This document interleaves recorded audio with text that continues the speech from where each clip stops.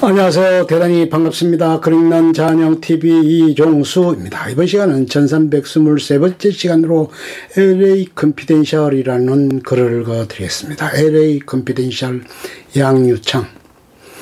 소위 천사들의 도시 LA의 삼류 잡지 허쉬허쉬 편집장 시드 허드젠스 데니 더 비토의 나레이션으로 시작하는 영화 LA 컨피덴셜은 무너진 아메리칸 드림에 관한 영화이자 적은 내부에 있다는 이후 흥행 공식이 된 플롯의 시초이면서 장르적으로는 1950년대 필름 느와르를 1990년대식으로 재해석한 영화입니다. 1997년에 나온 영화 중 최고의 작품으로 커티스 핸슨 감독의 경력에서도 단연 베스트입니다. 그의 필모그래피 이후 이만한 걸작이 나오지 않는 것을 보면 그의 능력은 조류현상을 겪었거나 혹은 이 작품을 만들 때 그에게 잠시 신이 내렸던 것은 아닌지 모르겠습니다.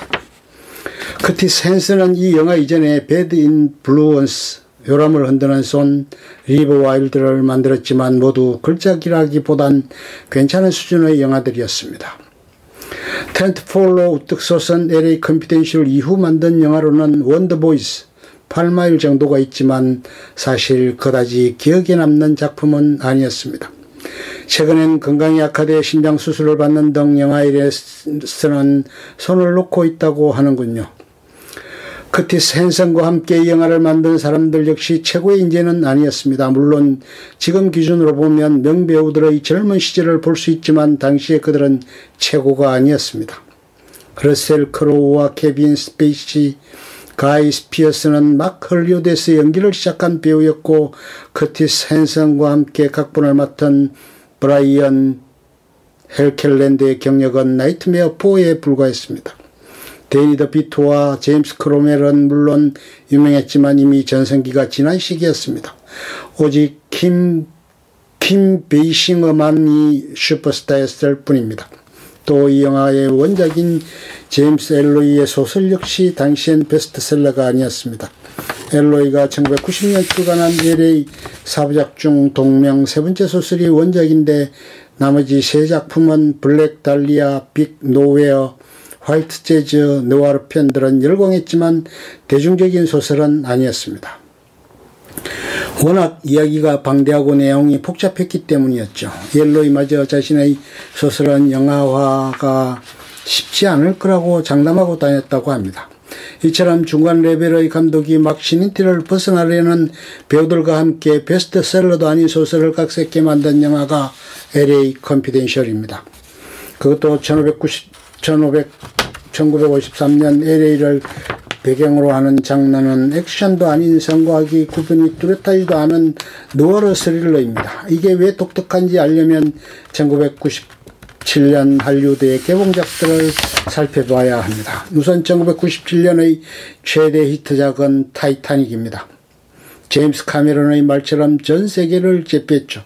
그리고 굿 윌 헌팅, 부기 나이트 등의 드라마 역시 히트를 쳤습니다. 또 주라기 공원 2, 스타쉽 트루퍼스, 제5 원소, 맨인 블랙, 컨택트, 배트맨과 로빈 등 SF 판타지 영화들이 앞서거니 뒤서거니 하며 인기를 끌었습니다. 그러니까 한마디로 LA 컨피덴셜은 깝툭튀였던 셈입니다. 이 영화들과 경쟁하겠다며 갑자기 등장한 1953년 배경의 느와르는 LA 컨피덴셜 속에서 강력계를 지망하는 엑슬리, 가이 피어스만큼이나 생뚱맞아 보였을 겁니다. 하지만 엑슬리가 뚝심으로 범인을 잡았듯 LA 컨피덴셜 역시 그의 다른 영화들을 제치고 최고의 영화로 살아남았습니다. 상업적으로도 성공을 거두어 제작비 3,600만 달러의 흥행 수입은 1억 2,600만 달러로 4배의 장사를 했습니다. LA 컨피덴셜은 1998년 LA, 뉴욕, 보스턴, 시카고, 전미 비평가협회에서 작품상과 감독상, 각본상을 수상했습니다. 개성 강한 평론가들이 의견 일치를 본 것은 전무후무한 일입니다. 그러나 정작 할리우드 영예에 꽂힌 골든 글로브와 아카데미에서 한 타이타닉에게 작품상과 감독상을 내주었습니다. 아마도 이때 제임스 카메론에게 밀린 뼈아픈 경험이 커티스 헨슨에겐 재능의 소진으로 나타난 것일지도 모릅니다.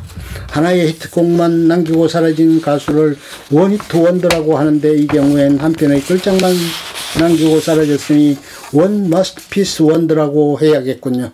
어쨌든 안타까운 일입니다. 커티스 헨슨 감독의 LA 컨피덴셜은 지금 다시 봐도 참 멋집니다. 우아하면서도 적당히 속물적이고 1950년대의 고전적인 멋이 1990년대식의 세련된 감각과 공존합니다. 상과하기 구분 힘든 너와르의 남주인공과 파무 파탈은 겉으로는 밝아 보이는 도시 LA의 이면과 환상적인 조합을 이룹니다. 캐릭터와 도시가 말을 하고 스토리는 자연스럽게 이들을 엮어냅니다. 대사는 맛깔스럽고 플롯은 영리합니다. 관객은 마치 퍼즐을 맞추는 것처럼 복잡한 이야기를 따라가다가 후반부엔 스릴러의 쾌감을 온전하게 느낍니다. 차이나타운에 이어 고전의 반열에 충분히 오를 만한 걸작입니다. 그동안 LA 컨피덴셜에 대해 잘 알려지지 않았던 사실이 있습니다. 이를 5가지로 정리해봤습니다. LA 컨피덴셜에 대해 몰랐던 5가지 사실. 1. 워너브로더스는 커티스 헨슨에게 메인 캐릭터를 한 명으로 줄이라고 했다. 영화는 에드 엑슬리, 버드 화이트, 잭 빈센의 세 축으로 나누어 진행됩니다. 하지만 워너브로더스는 이것이 너무 복잡하다고 생각했습니다. 그래서 커티스 헨슨에게 주인공을 한 명으로 바꿀 것을 요청했습니다. 그렇게 하면 빅네임의 배우를 캐스팅해 주겠다고 제안했습니다. 하지만 커티스 헨슨은 이를 거절합니다. LA에서 태어나고 자란 그는 브라이언 헬켈랜드와 함께 원작 소설에 각색의 전력을 다하고 있었고 주인공은 셋이어야 한다고 믿었습니다. 다행히도 뉴 리전시 프로덕션의 CEO 마이클 레이던슨은 커티스 헨슨의 스크립트를 좋아했고 결국 그의 계획대로 만들 수 있었습니다. 이 영화는 원작 소설과 많이 다르다. 경찰 내부의 적이나 블러디 크리스마스, 나이트 올빼미 사건 등 큰 틀에서는 주제나 사건은 같습니다. 하지만 캐릭터와 시대 배경은 많이 다릅니다. 결정적으로 소설은 1951년부터 1958년까지 8년이라는 시간 동안 일어나는 일들을 다룹니다. 소설은 LA 사부작의 두 번째 편인 빅 노웨어의 주인공 버즈 믹스가 더들리 스미스의 부하에게 죽는 것으로 시작합니다. 하지만 영화에서 버즈 믹스는 잠깐 등장했다가 어느새 시체로 나타날 뿐이죠. 나이트 올빼미 용의자에게 강간당한 뒤 살아남은 이네즈 소토 역시 책에서는 버드 화이트, 러셀 크로우와 에드 엑슬리, 가이 피어스 사이에서 삼각관계로 훨씬 큰 역할을 하지만 영화에서는 그 역할은 린 블락앤 킴 베이싱어에게 옮겨갔습니다. 무엇보다 가장 큰 변화는 영화에서 충격적 반전을 안겨줬던 롤러 토마시의 존재 여부입니다. 더들리 스미스, 제임스 크로멜과 잭 빈센, 케빈 스페이시를 쏠 때 잭 빈센이 유언처럼 남기는 이 대사는 그전에도 에드 엑슬리가 잭 빈센과 나누는 대화에서 아버지의 살인범으로 언급된 이름으로 아주 효율적으로 잭 빈센이 에드 엑슬리에게 범인이 누구인지를 알려주는 장치입니다. 이 영화의 각본이 차이나타운 이래 최고의 각본으로 칭송받는 이유 중 하나는 아마도 이 장면의 설정의 스마트함 때문일 것입니다. 이는 원작 소설에는 없습니다. 원작에는 롤러 토마시라는 이름이 아예 등장하지 않습니다.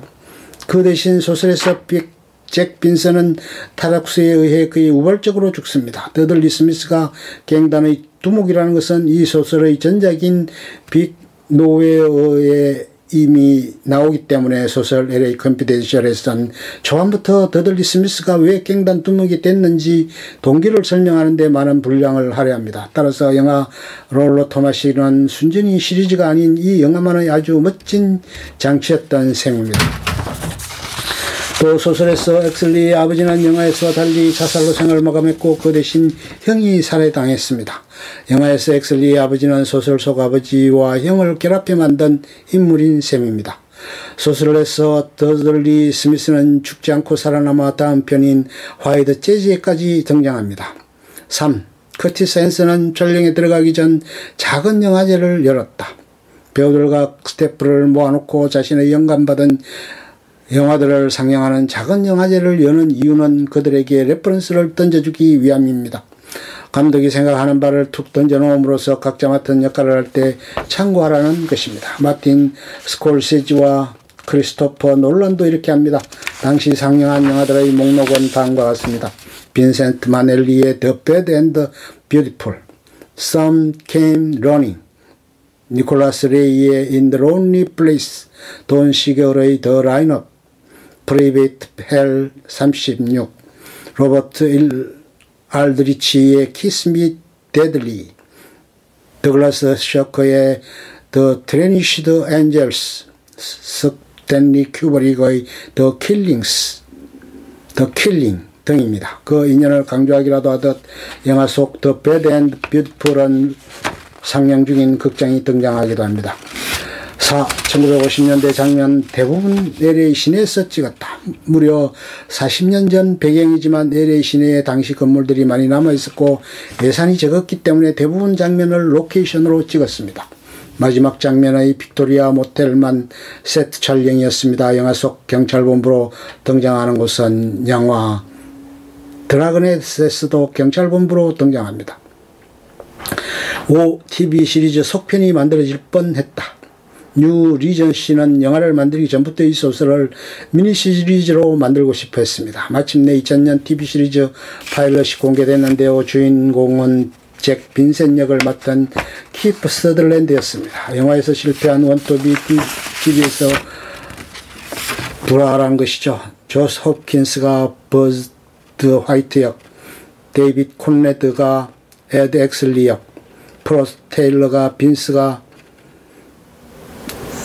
시드 허드젠스 역, 멜리사 조지가 린 블랙컨 역, 톰 노위키가 더들리 스미스 역, 에릭 로버츠가 피어스 패쳇 역을 맡았습니다. 그러나 결과적으로 이 TV 시리즈는 최악이었습니다.